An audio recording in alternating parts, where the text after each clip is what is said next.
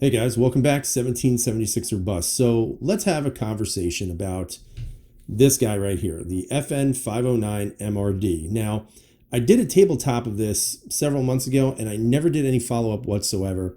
So today I actually went to go shoot the P365 for the first time.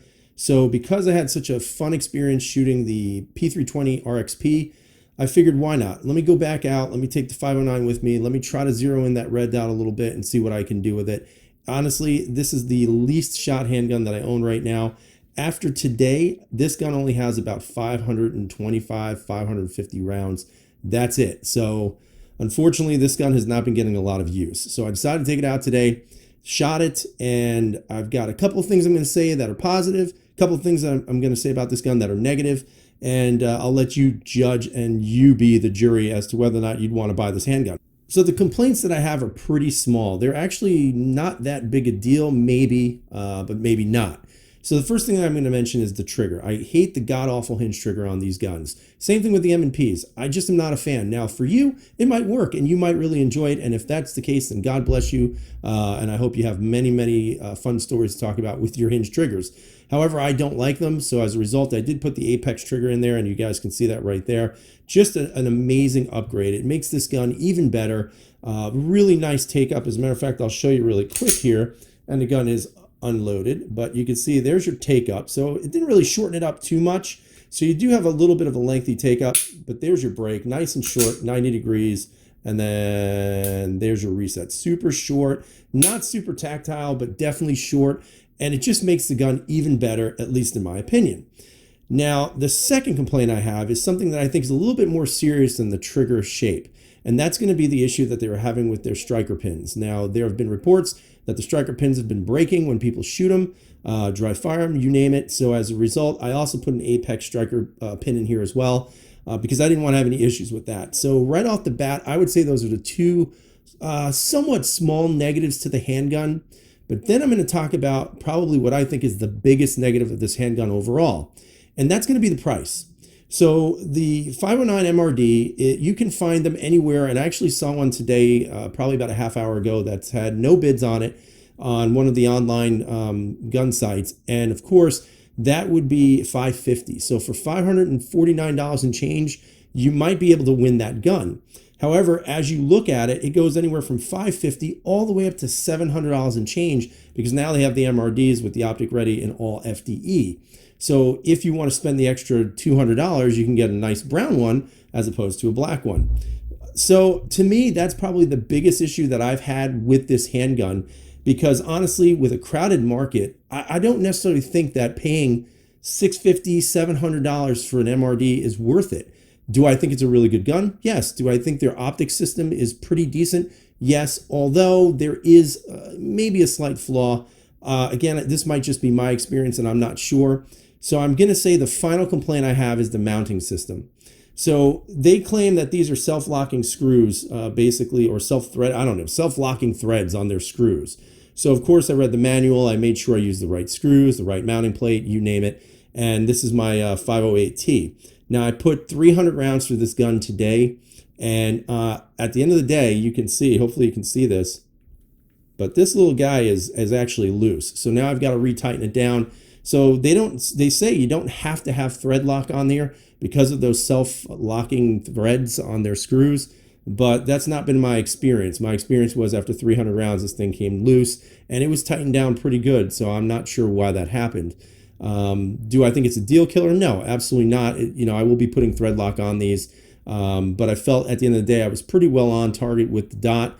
And at the same time, a little disappointed that it came loose. So take that for what it's worth. Those are the major negatives that I found about the handgun. Now, what's the shooting experience like? And what are the good sides of this handgun? First off, I think we could all agree, ergonomically, this gun is pretty solid.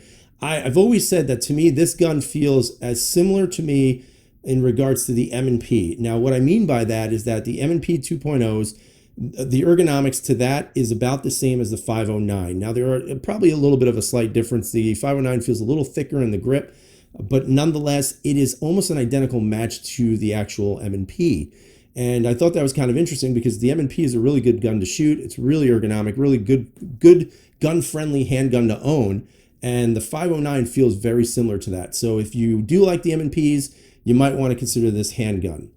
Another positive is I really do like the grip texturing on this gun, okay? Now, I know when this first came out, a lot of people were kind of critical of it because there's like 15 different patterns on here, but I actually like it. I think it's got a good combination of texturing.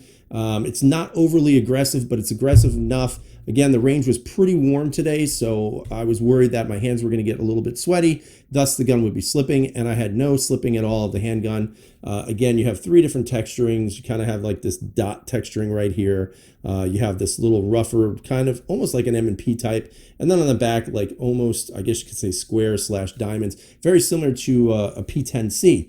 But overall, the texturing works, and I think it does a good job. So right now we have, ergonomics are great, good texturing, and now how does it shoot? So interestingly enough, some people might say that the bore height is a little bit too high, a la SIG. However, interestingly enough, you guys will know that it sits rather low, and I'm doing this a little differently today. I would do it on the tabletop, but you can see on my hand that the gun actually sits a little bit lower into the hand, so you're not really having that higher slide height, let's say like a SIG P320 or something like that. So what did I feel in regards to recoil? It was fairly light, fairly minimal, and very controllable. So at the end of the day, you've got a good ergonomic grip, you've got good texturing, and also a fairly soft shooting 9mm. Everything else works really well. All of the slide serrations are really good. One of the other downsides, and I guess I could have thrown this in the negatives, is the coat witnessing on this isn't so good anymore because I actually swapped out the factory sights with night vision sights, and they're just not high enough. You can barely make out the top of the dot in the front sight. So, I don't know if it's a deal breaker, but it would have been nice to maybe have this sit a little bit lower. Again, they did a nice job doing this system, but it still just doesn't sit low enough on the handgun slide. I wish that would have been done, but unfortunately, you can't control everything. Again, the takedown and the controls are very easy. They did reshape some of the controls, so you have an extended slide release. The mag release is very usable. I haven't had any issues with dropping the slide because it's ambidextrous, but overall, it's a solid handgun. And I think shooting it, you kind of get a feeling that there's a lot of confidence that you can get from this handgun that you may not get from others. It is a fairly easy gun to shoot, very easy to point, and very natural, which is, I think, a really good plus to the handgun. On a side note, one of the other things that I want to mention, about 250 rounds into the gun, I did feel a little bit of a heat issue, especially in the front area here, right about here, on the actual 1911 Picatinny rail. That's a lot of words, but I did feel a little bit of heat coming on my support thumb. As I extended it over to this side right here, you could actually feel the heat building up at about 250 rounds. However, take that for what it's worth, because the likelihood of you shooting 250 consecutive rounds at any one time, besides the range, I'm pretty sure you're not here. You might be in Iraq or something like that. But nonetheless, there was a little bit of heat that was generated by the handgun. Nothing that was uncomfortable or too hot to touch, but you definitely felt it building up in your thumb, and that was just something that I noticed. I mean, overall, it is a good gun. Do I think it's worth it? I get asked that question a lot at the end of these videos when people leave comments. If I could choose, would I choose this? Can I justify it? And honestly, I don't know. I don't know if I could justify the expense of the handgun. Yes, it is optic ready, but there are also other choices out there that are really good choices and a lot cheaper. You look at something like, let's say, a Gen 5 Glock probably runs in the $600 range. I've seen them go into the $700 ranges, but you can find them in the mid 600s. The Canex, the new Canex, that I forget what it's called, the subcompact, whatever it is, that sucker's ready to go right out of the box. And same kind of optic system or similar to that, coat witnessing ability, and that gun is like $400 max. So, I mean, there are other options out there that I think are more affordable. However, if you're a fan of FN, you're probably going to love this gun quite a bit. Like I said, good to shoot, good texturing, good ergonomics, and a pretty good reputation of making solid handguns, albeit on the negative side, you have kind of that crappy hinge trigger, you have the striker pin issues that have been talked about before, and also, of course, the price. And that's what I think is the biggest hang up for me, is this the best optic ready gun on the market? It might be. However, I think the price is a little prohibitive for a lot of people. Let's say you buy this for, $700, $650, $700. you're then putting another $250, maybe $300 into an optic. So now you're already almost up to $900. Just to kind of give you a comparison, the RXP that I have, the P320X Compact, that came with the optic, with co-witnessing, great ergonomics, great trigger, and that cost me about $800 and something. So, you kind of have to weigh it as to what you think is best for you. If you like FN, this might be your go-to as a good choice, a solid choice, because it is a solid performer.